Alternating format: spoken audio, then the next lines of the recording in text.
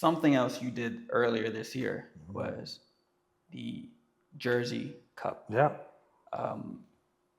You finally won, and it came back in 2023. It's the second longest running tournament in the States, like besides the Super 8. And there's only ever been 17 winners, yourself included. And it's a 2-night tournament. It's extremely brutal. Yeah. And it's not like an easy feat to do. And in 2025 and in 2024, you didn't even make it out like the first match. I'm sorry to bring that up.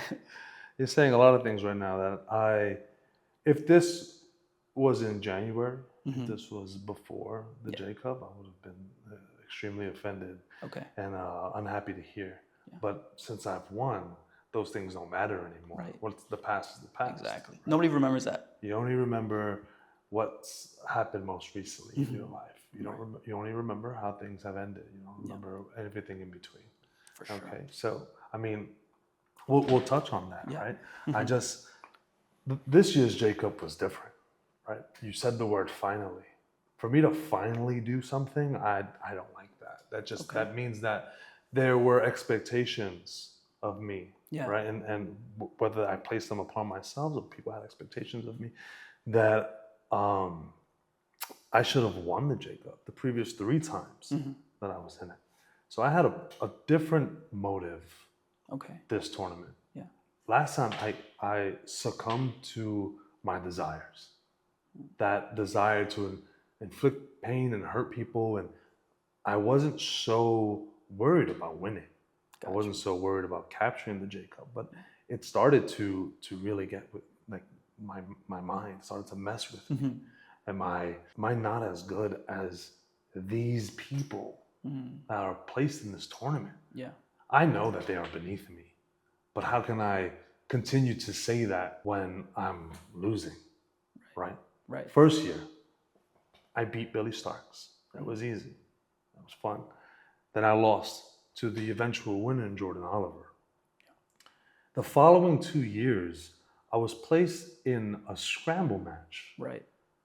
The first one, I don't remember much, but I know that I was left at the end of that just contemplating, like, what am I really doing here? Match was over. I sat in that corner just alone with my thoughts. Okay. The second scramble match, I had recently come back from a 3-month prison stint. Right. And I'll be honest, I was in there just having fun. I did a 450 in that match. Oh. Right. So that's another thing. Practice in prison? No, what? Practice that in prison? No, I'm extremely talented. Where am I going to practice a 450 in prison? How am I going to do that in prison? I don't know. I've never been to prison. Okay, I don't know. Well, there's no real space to do that. Okay. But I'm extremely talented. I told you this myself, right?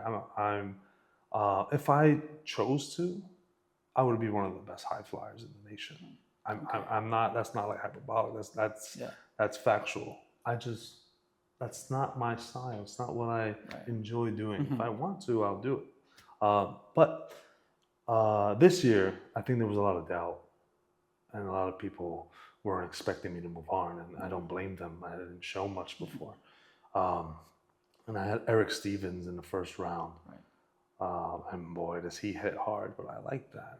Yeah. I like that, and I beat him, and I was able to beat Jonathan Gresham.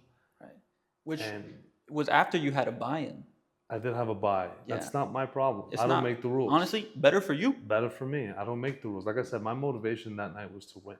Yeah. So I'm going to take the buy.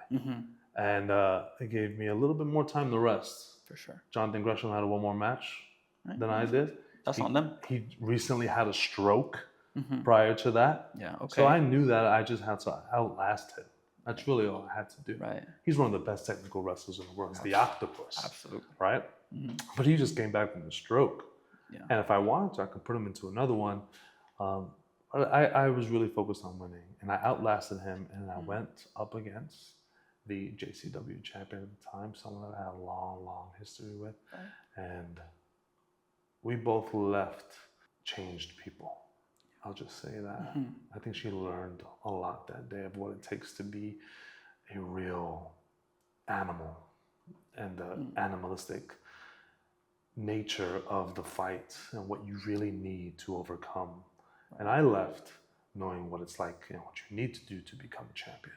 And that's why I'm the JCW champion. Absolutely. And it's like, how would you describe winning the tournament to someone who doesn't understand the weight of the Jersey Cup?